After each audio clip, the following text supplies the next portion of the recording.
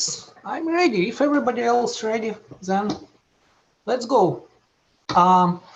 So once again, my name is Vadim, even though it's written.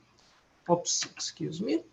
And I'm going to talk about my attempt in creating a text user interface written totally in Rakudo. Raku, sorry. Rakudo is an implementation, and the language is Raku. Some people mess it up. So what you see actually on the first page displayed here, it's a demo GIF, just demonstration, simple one. I will show it later in Live. So usually I think the best idea to tell why something is done is to tell how things did start. And for me, it was a web scraper I needed at some point. And web scraper is basically a really simple thing in its nature. You get a page, you parse it, you get links, you submit them for another get page, and so on, so on, so on. I was trying to do it in Raku, and apparently Raku is multi-threaded, so why not start in several threads and do it in parallel, so speed things up. The problem is those debug outputs, they start messing up because I never really know which got related to what URL. There is no way to know this because, you know, one thread, another thread, and lines are interleaved from all of them, total mess. So I wanted some kind of interface where I can do something like this. So that I have widgets are bound to particular thread, fetching particular URL, for example. And I just output there and, you know, like, oh, I'm fetching this URL. And you know that you fetching it from this location, not from another one. Well, I started looking around if we have something ready for this. And I came across a terminal print module, not really documented one. It doesn't have a widget library, and it required a lot of handwork for pretty much simple operations, but I got inspired with it. And I tried for the first time to implement a module named Termuri. At the moment, I didn't know that there is actually a Perl module with the same name, which does something different. Well, it's user interface, it's terminal, so why? Why not?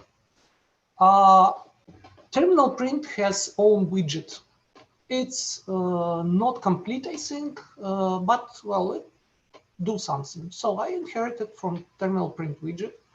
I implemented first set of simple widgets, now the scope, text scroll, which I needed for say operation, and window. And I attached first approach to event system to it.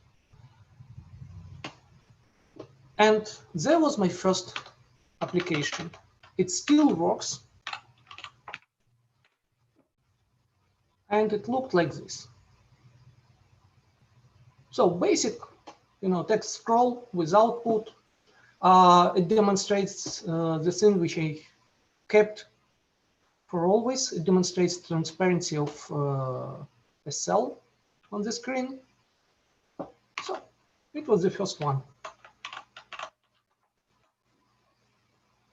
Excuse me, there would be some delays on switching because Zoom loses screen sometimes. What problems I came across as well? Recently, I discovered that terminal print widget, it's based on a class named grid.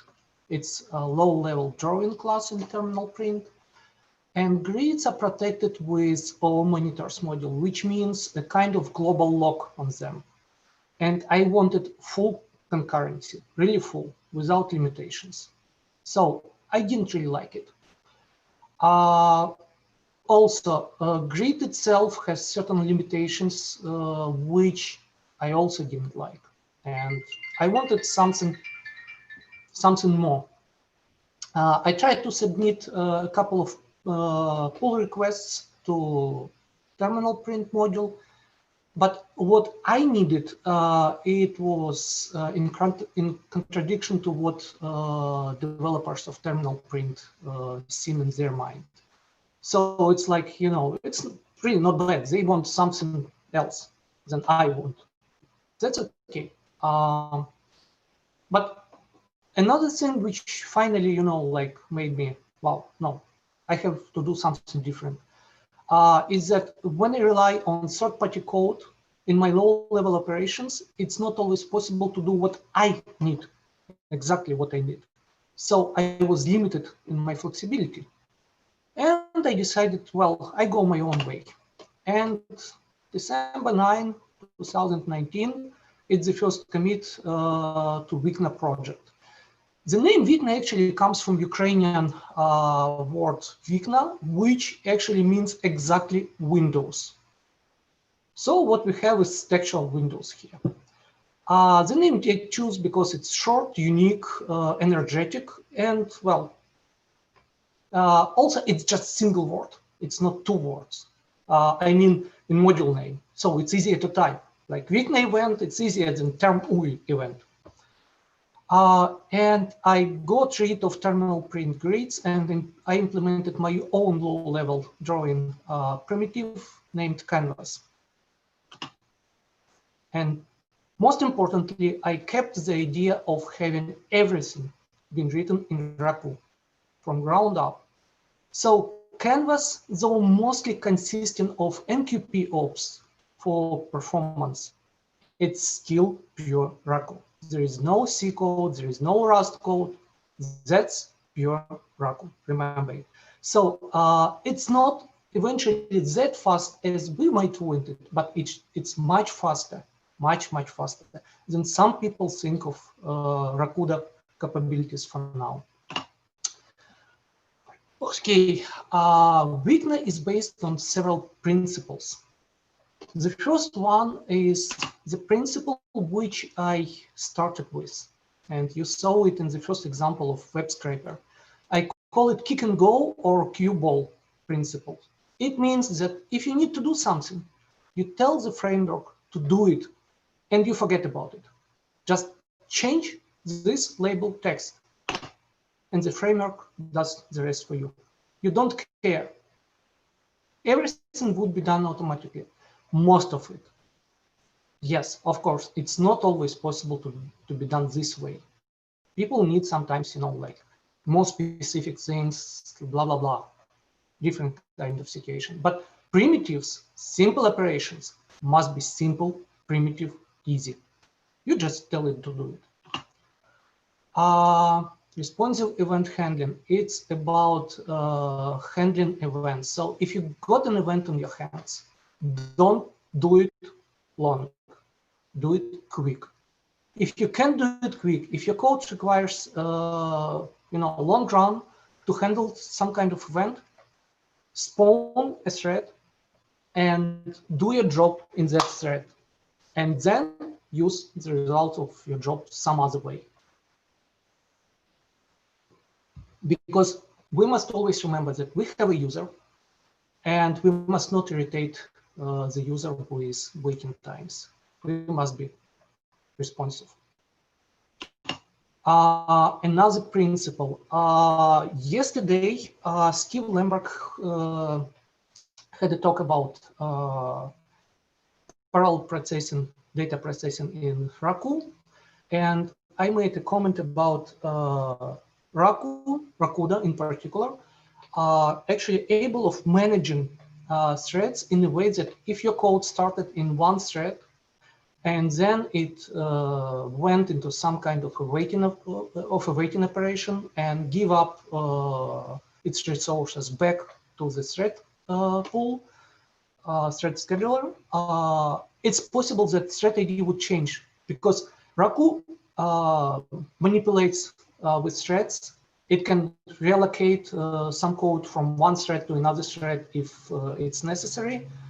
And the pool of threads is actually limited. One can define it, make it bigger, make it smaller, but one way or another, it is limited. So we must use it with care.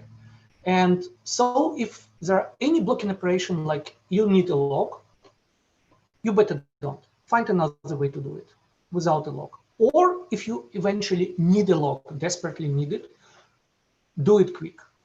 Unlock as soon as possible, because then this thread could be reused by some other code.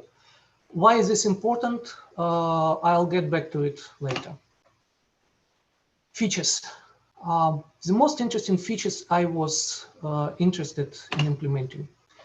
Canvas. Canvas support invalidations. What it means?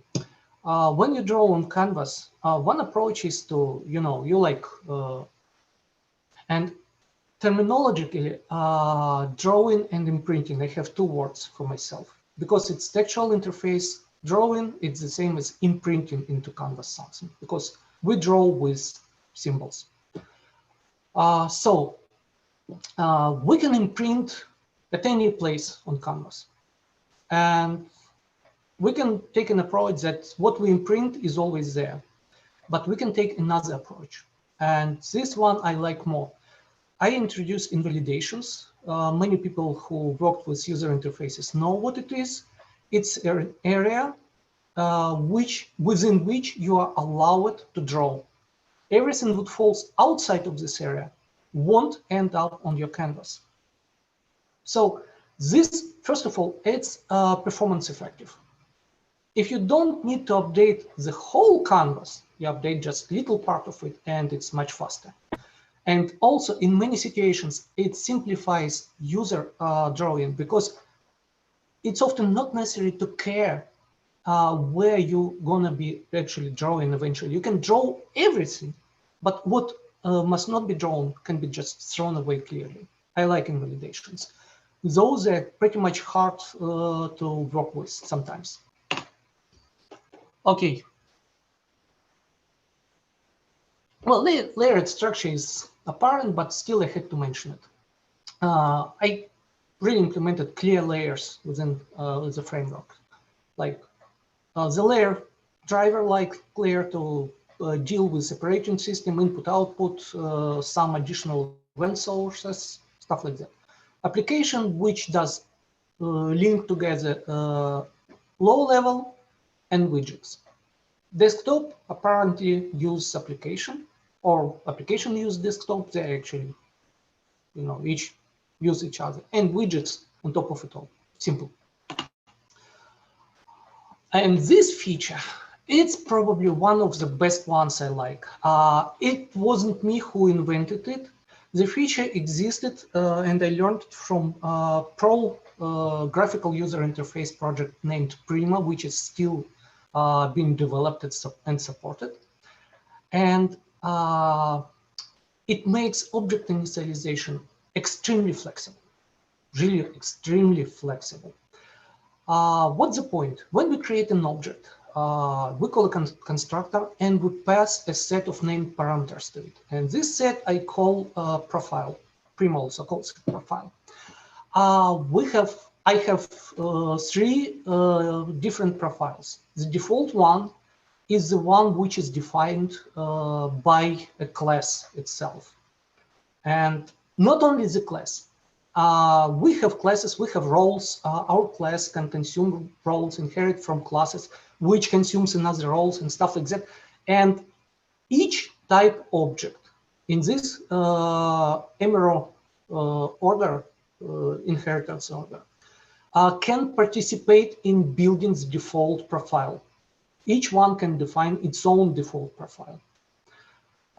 So it's even more powerful than one can think about. We can take another profile from a config if we want to. And we also get the profile submitted when actually the constructor is actually called. The one is coming directly from user code. All three profiles are joined together into some kind of intermediate profile using deep merge. And then they undergo checking. And checking is also could be done by all classes and all roles in inheritance hierarchy. And the task of checking is to validate each profile parameter. If necessary, convert them to something else. Like, for example, if we define color as a string, we can convert it to color object. And on the output, we get final profile, which is submitted to our new. And that's it. Probably it's not really clear why is it useful, but if you ever try it, I mean, that's a great thing, really. And the default profile from window class, for example, it looks like this. So it defines default attributes for focused state of window and default state of window. And that's it. And the point is that you need to do less code in your constructor. And it's the code you do is much more flexible, because if you know that some parameter comes from a config, you can take it into your, keep it into your mind and do some, maybe some special thing about it. Next feature is each event loop is being run in its own thread. And you remember I was talking about thrift consumption of threads. This is why almost every widget in the system has a thread attached to it. So if you have like 100 widgets, it's going to be 100 threads. And if you don't give them up back to thread scheduler, if you don't take care of them, it could be, you know, pretty bad thing. Well, not only widgets, screen driver, for example, has own thread, but that's minor. Yes, at this moment, let me show you an example of how events actually work. Okay, we have 3 windows here. Each window outputs events coming to it. And each window is actually an individual thread here. Something like this. There is a little bit of a problem with the speed of handling mouse for now. I mean, I didn't have time to optimize it. So it's somewhat slow, but otherwise, something like this. Also, I must note that Zoom takes a little bit of resources and makes things somewhat slow, because without Zoom, things are a little bit faster. Another thing about events is that I made them prioritized. If they have all, you know, flat single priority, there could a situation happen where we flood a widget with minor events, and something important like redrawing didn't get through. It gets postponed for later. So prioritization is a really simple thing. For example, if we submit 5 events of different priorities, where default is the lower one, command is a bit higher one, immediate is the most high one, we submit all of them to event queue immediately. By immediately, I mean the event loop didn't have time to pull them out of the queue. It was busy with something. And when the event thread starts pulling events out of the queue, they must come out in this particular order. So that quit with immediate priority comes first, then command comes, and then the default ones. So that, you know, for quit, it is important because a widget must know that we are about to end our work and, if necessary, do something, you know, some kind of finalization. To implement this, I created a spin-off module specifically to support Vikna, but it could be generally useful, so I published it, named concurrent P channel. P stands for priority, and this is going to be my next talk right after this one. So we can skip it for now. Stratas. Strata are not actually imminent to widget. It's a property of parent role, but well, mostly it's for widget consumption. Strata is a set of 3 different Z orders. And for those who deal with user interfaces, Z order, I think, is understandable. It's the order in which our children are displayed on the screen. Sorry, very dry mouth somehow. So stratas are also organized in that order, so that children which belong to the bottom strata will never get above any child from the main strata and apparently not from the model strata. So for example, if child 1 wants to go on top and it requests so, it goes on top of the bottom stratum. I'm sorry. And this allows things like this. Remember the demo GIF from the introduction. Here it's the live example. And the notification window on the right widget, it is exactly located in the bottom strata, so it would never go above the 2 windows you see here. It could simplify things a lot in some cases. And also, you can note another thing here. Remember I was talking about transparency? Look at the attributes. Transparency works for attributes as well. Colors, attributes. So you can have a char, a symbol at some location, and it's not transparent. But look, border here, it has transparent colors. So it takes color from the desktop, and it takes color from the widget below it. I don't know how much useful is it. Yeah, zoom again. Zoom is envy for CPU.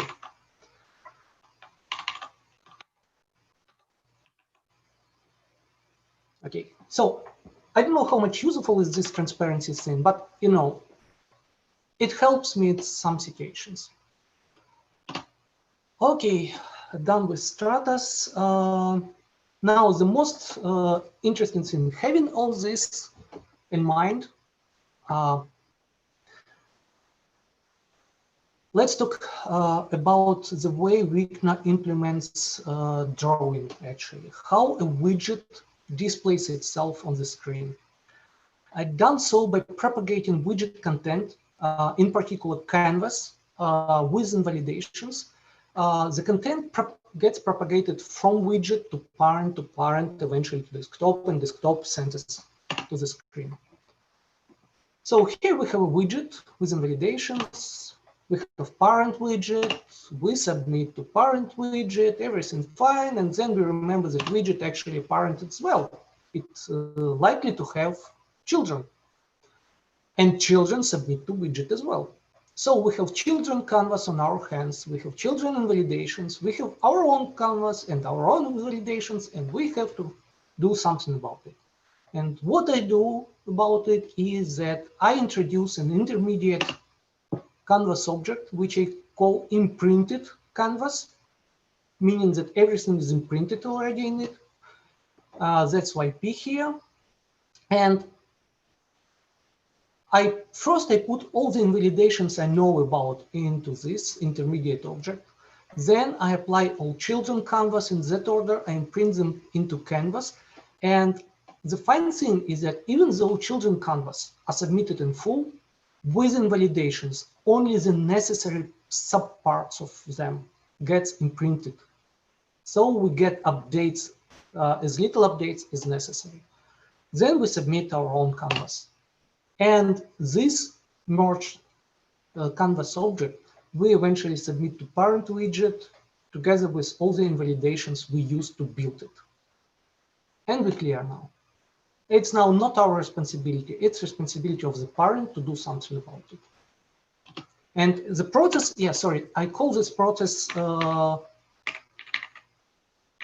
here it goes. I call it canvas flattening. because we really flatten down that order, we flatten it down to, just two-dimensional object. Here, what things looks like in more real environment with several widgets.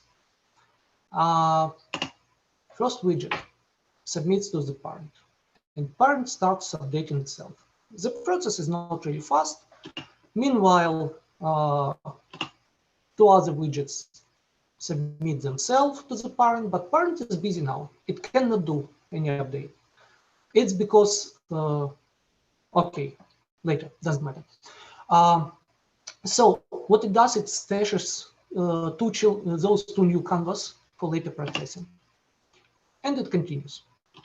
And when it's done, it submits its own P canvas to its own parent, which is likely to be desktop, for example. Doesn't matter. But then it remember, oh, I have to stash it once. And it starts updating again without any additional request, just on its own. And then P canvas with all the three widgets, first, second, and third, gets submitted to the parent widget, which is again probably desktop. That's it. The idea is that you see when parent is busy and cannot handle children canvas properly, it stashes them so that if you have many children submission requests, children canvas, we always update them all at once. It also saves us a lot of time and increases responsibility of the framework.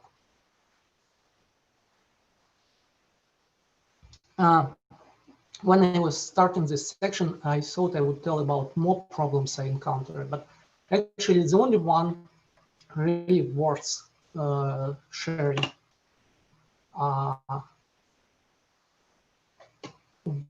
Initially, as I told you, I wanted as much concurrency as possible and parallelization. So I start with absolutely, totally, fully asynchronous framework. So anytime you submit something to widget, it does process it immediately. If you try initiate drawing from several different threads, I try to optimize it somehow to do as fast as possible and don't create race conditions and stuff like that. And so I needed lock here, lock there, a little bit of lock again, and lock here as well. And eventually it went to complete mayhem. So I dropped the idea, but I still wanted concurrency. And I switched to so-called hybrid model. In hybrid model, every widget, more generally any event handling object, it's a state machine which is being manipulated by commands. And commands are submitted with events. So that if you need to change widget size, you submit event command set geometry, and it gets through the event queue. So instead of many parallelized requests, you get a chain of requests, and you can handle them nicely. And even though you still might have some kind of issues about asynchronicity, like some event could come later, earlier, and you didn't took it into account, so you have updated something you should have not updated. It's always possible. Asynchronous programming is about keeping in mind your current state, but still it's much easier than to handle really parallel things in different threads. Much easier. So state machine is the way to go, and this is how things currently work. And that's actually why it's just single event per event loop, because this where I get my concurrency working. Because even though each single widget is a state machine manipulated in linear manner, you still can work with many widgets simultaneously, easily. And also, if you submit, say, a command to widget, you also can do it anytime, anywhere. It's not a problem. Widget will take care of it properly. Last thing, and I have enough time, luckily, testing. Talking about testing, first thing what we have to do when we start testing things, I'm sorry,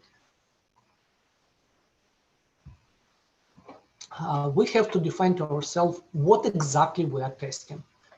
What is our subject of testing? And our subject of testing here apparently is the framework. And what characteristics does it have? It is heavily asynchronous.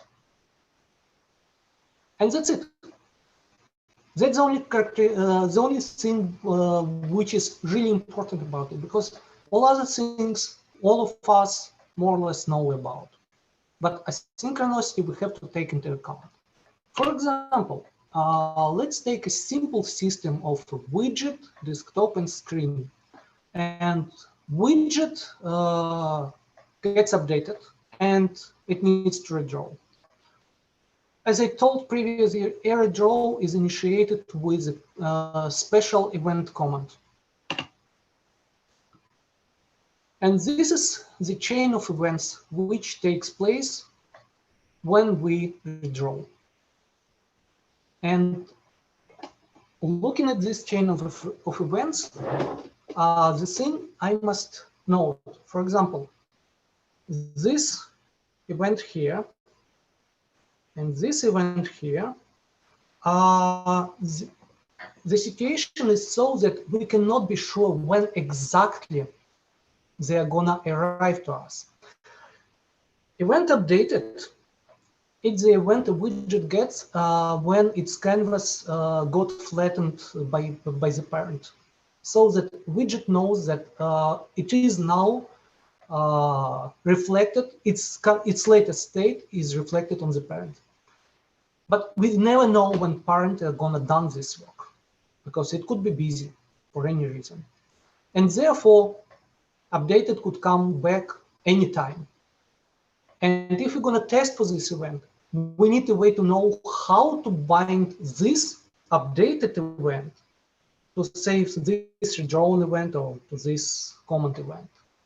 Same situation about screen ready, because screen lives with its own life, and desktop doesn't know when screen would be ready to accept the next output. Another problem is that we have threads, a lot of threads. And the test module, which is submitted with Raku core and which is standard for Raku language, it doesn't support threading whatsoever. So if I need to do something threaded, I have to do a lot of handwork, and I didn't like it. So I created another spin-off module, test async. But this one I talked about yesterday in a lightning talk, so probably I better not repeat myself. The primary thing about it is that it does support threading, and this is what I needed: threading, asynchronicity, and stuff like that. And also it supports bundles. And Vikna has a test submodule, which is a bundle of test async. And the way I implemented it is Vikna test provides support for scenario-based testing, where you define a set of tasks to be performed by test. Each task validate for each scenario is bound to a widget. Each task is bound to an event, and each task, upon accepting an event for processing, can do some testing on the widget. For example, if we got an updated event, we can go to our parent and check if our widget was drawn correctly on the parent. Another important thing is that scenarios can be heavily parallelized. We can attach several scenarios to different widgets, and then using a global syncing support subsystem, we can synchronize scenarios one with each other, so that we debug desktop, we test desktop, we test widget, and desktop awaits when widget scenario gives OK to start processing a redrawing command. Like if you go back here and in desktop test scenario, before, for example, checking what happens after this event, we can await for this event or for this event to be confirmed by widget scenario, so that when widget scenario got this event, it tells desktop scenario that okay, you're okay to go to check what you need to check, and then desktop is okay to check this flattened event. And this way, synchronization actually allows me to test exactly at those moments where I know that I have to test. Because when I check how widget is drawn, I have to know exactly when to see into the screen or into the desktop to know, to look at what I have there. And eventually it could be looking a little bit convoluted. I won't be showing any code of those testing scenarios because they're not really simple, but you know, this is user interface. There is no simple ways, but it works great and testing works just perfect. Okay, I can skip this one. I talked about all this, and basically I'm almost done. The important thing I must tell now is that Vikna doesn't work on current Raku releases. The problem is that formally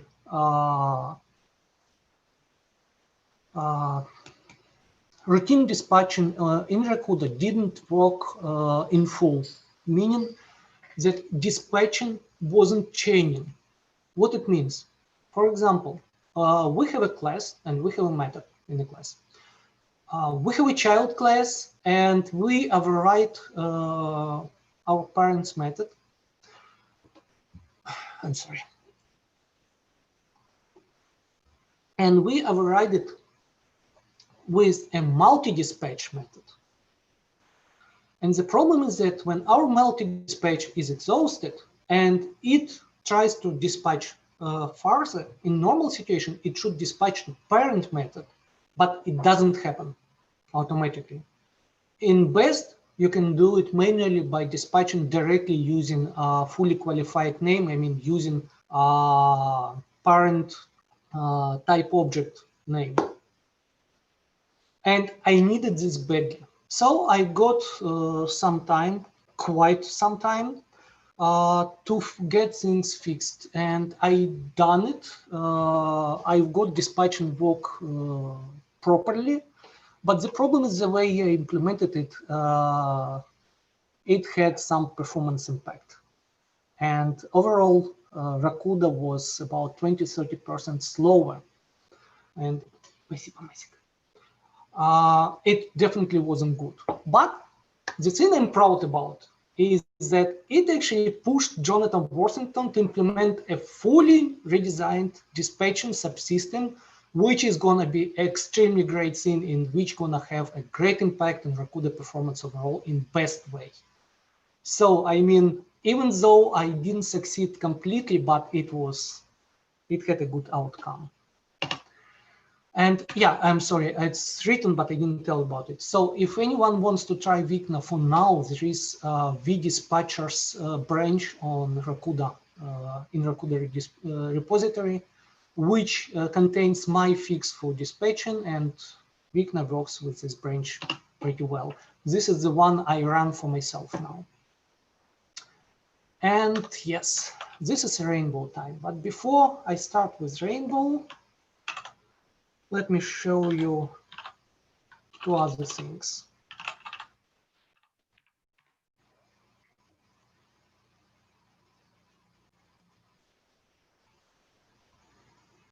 Okay, apparently, yes, we already have buttons. Any child can change its parent easily. Look, yes, this button reacts as it's supposed to. But if we click this button, it runs away from us. It switches to another window. It's the same widget. And the widget simply, changes parent, and that's it. And what I like about Raku and what I like in what I've done is that it's really simple to implement. Oops.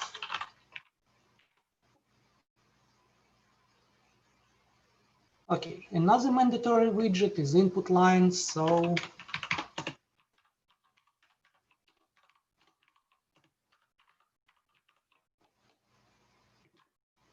input lines are here, and if anybody tells you that Rakuda is slow, it's not that slow as you can see it.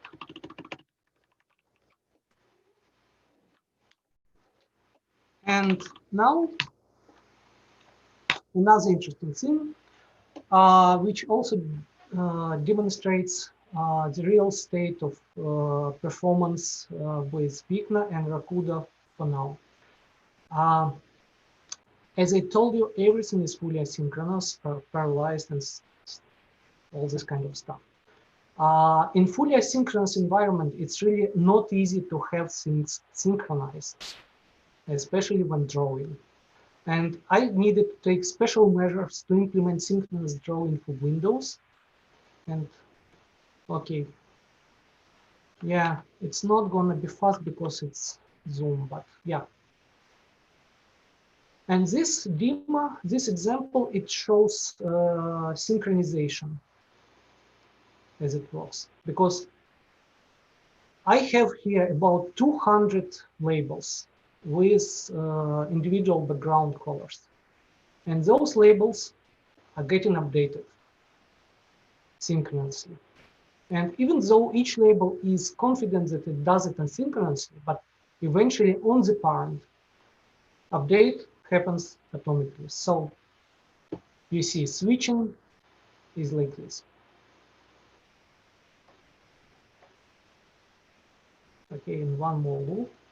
And normally, if you look here, looping takes now 12 seconds, but without zoom concurrent for CPU, it normally takes like 4 seconds, 5 seconds on my notebook.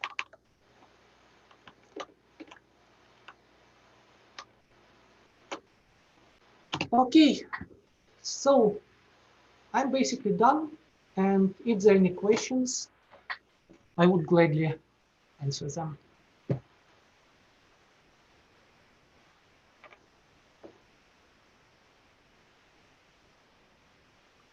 So we have like 7 minutes for question. So if you have question, raise your hand or try to unmute yourself.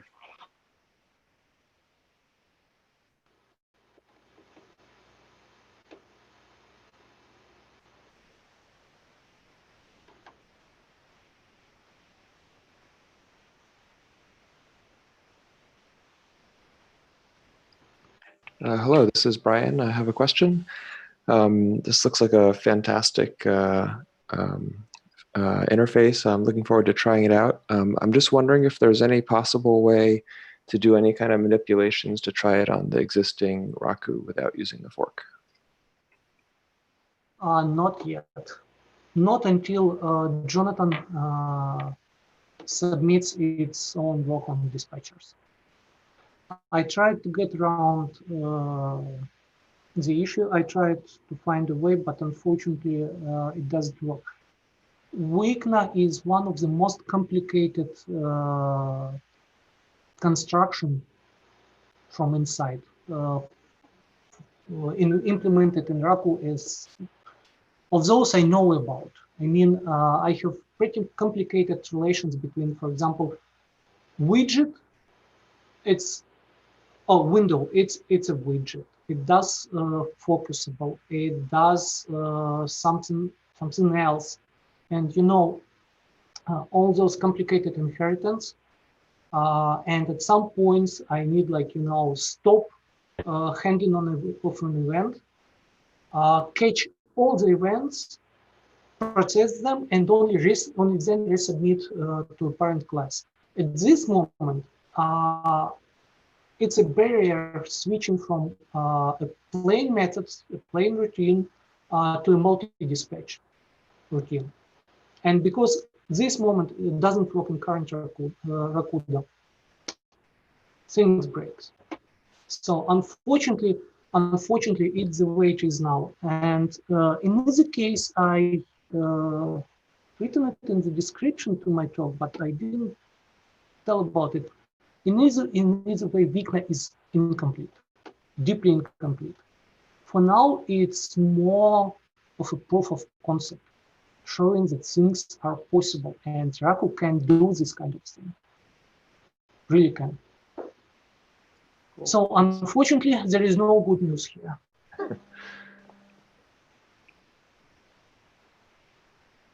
Thank you. Another question from Bruce. You sort of answered it at the end. I was wondering what personal itch this was scratching, if you had an application for it, or if you were just doing it out of the goodness of your heart and the curiosity of your brain. And I think you just said the latter. In any case, yes. Thank you for it, because I'm sure it's going to get used. I just wondered what you were using it for. This is what I told in the beginning. I planned to use it for web scraper initially, and I had a number of tasks. The funny thing is that eventually, this is not my daytime work in this case, okay? My daytime job is totally different. Absolutely, it's voice communications. There is no programming in it. So all programming I do, it's mostly to help my wife in her business when possible, and for myself for fun. That's it. So mostly for fun, and I also was driven by this conference because I didn't think it's gonna take that much time actually. Because when I started it, I thought like, you know, in a month or two, I have something working. And a month or two, I was thinking, damn, why did I submit this talk to the conference? Because I'm not ready for it. And so How hard can it be? Yes, exactly. And you see, it's conference time, and all I managed to do is to finalize, excuse me. All I managed to do is to finalize things to the state to be able to present it to you. That's it. Otherwise, it needs a lot of work. As you can see, switching focus is really long procedure because first it has to process mouse, and mouse processing, it's like, you know, we need to know that we changed owner of the mouse. I mean, the widget which currently at which the mouse currently points. And if the widget is somewhere in the end of hierarchy, say label, we have to go all the way down, label, window client, window, desktop, then we find another window, window client, another button. And all this path, you know, it's really long and it's slow to process, too slow for a mouse. It has to be optimized. Also, I'm not sure if I would survive, not survive, sorry. I'm not sure if Canvas will always remain pure Raku because it's the slowest part of it, after all, in this case. So probably it makes sense to re-implement them in C or Rust. I'll see. Maybe someone can do it for me because, you know, there are a lot of things to do. But otherwise, yes, it's mostly for fun. Thank you. Yes, thank you too. Do we have any other questions?